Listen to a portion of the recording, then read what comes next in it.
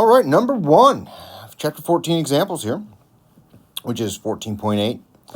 All right, consider the reaction of nitrogen and hydrogen going to ammonia.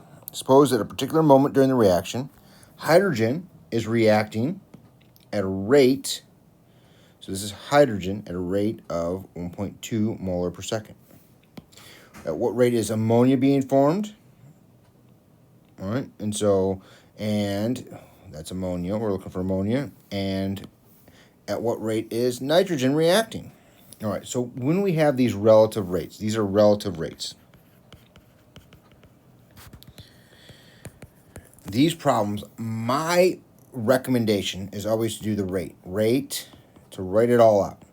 And for nitrogen, it's -1/1, right? And so our coefficient 3, 2, and 1 that we don't write, so it's 1/1, right? The change in concentration of N2 with the change in time is equal to -1/3 the change in stayed pink. The change in concentration of hydrogen, and get my triangle, an actual triangle, change in time, equals +1/2 the change in concentration of ammonia with the change in time. All right, so those are our relative rates. Okay, so which one do we know? We know that hydrogen, right? Hydrogen, right here, we know hydrogen is 1.2. So this number right here, that number is 1.2 molarity per second. We're going to write that down.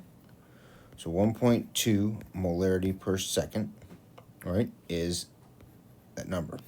That number times -1/3 is the rate.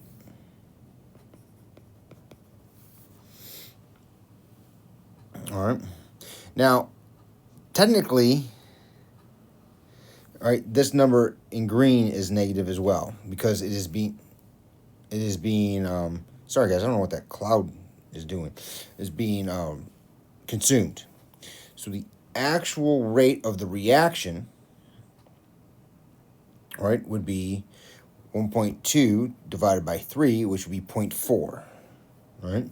So our rate of the reaction is 0.4 molarity per second. And so if we have 0.4 molarity per second, that's our rate. Now, that's this number here. So our reaction, right, this rate here, right, is our 0.4. All right, so now we can go to everything else. And so for ammonia, if we come down with ammonia, our rate is 1/2 times our speed of ammonia. I'm just going to put X there.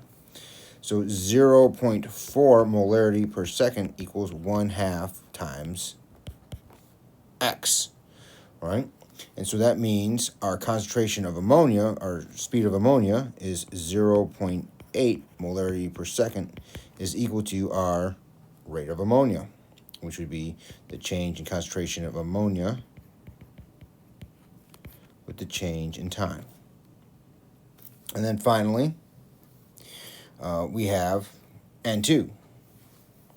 So the rate is equal to -1/1 times the concentration of N2 with time, which is, I'm just put, well, we already used X, so I'll use Y, right? And so 0.4 molarity per second equals -1/1 Y. So that means our change in concentration of nitrogen gas with the change in time at this moment would be 0.4 molarity per second. And it's negative because we're decreasing.